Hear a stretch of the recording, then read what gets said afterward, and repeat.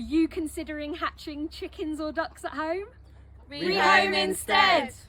Hi guys! We're coming to you today from our Church Knoll Rehoming and Rescue Centre, and this is the lovely Charlotte. Charlotte, do you want to tell us what your job is here? Yep, so I'm a senior animal rescue carer. I've been here 8 years and I mainly work with the farm animals and do a lot with the chickens.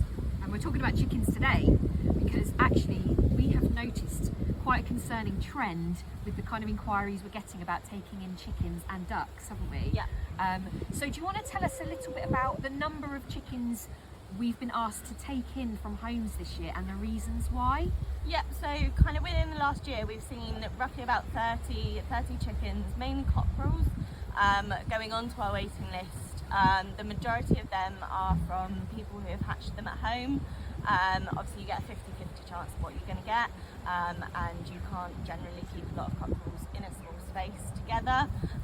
So the majority of them have been coming into us when they're young, needing to move them on before they've started growing, before neighbours start complaining, or before they've started fighting.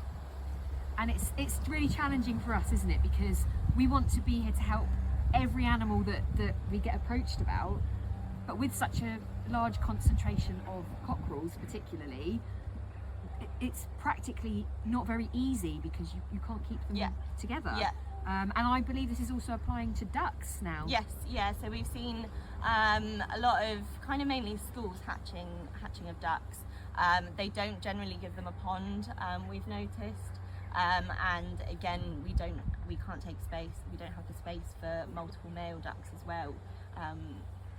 It's the same sort of problem with cockerels, really. So it's really important from a kind of welfare and enriched life perspective that people are thinking ahead of the kind of provision that you need to make for these kind of animals, and that you've got homes lined up, good homes that are going to be able to give them everything they need. What are we kind of asking people to do or think about before rushing ahead and going ahead with these hatching projects, as we call them?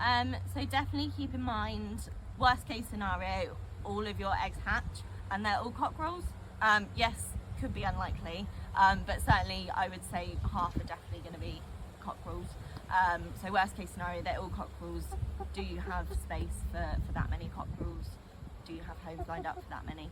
I mean, with cockerels, they're super handsome, aren't they? And we all love them. We love having them here, but we're in a really very rural location, so we're not bothering anyone.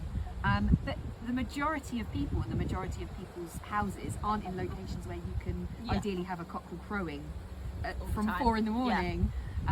So really we're appealing to our supporters and our animal loving communities around the rehoming centres that we've got to really consider and think very carefully about doing any hatching of chickens and ducks in particular before going ahead.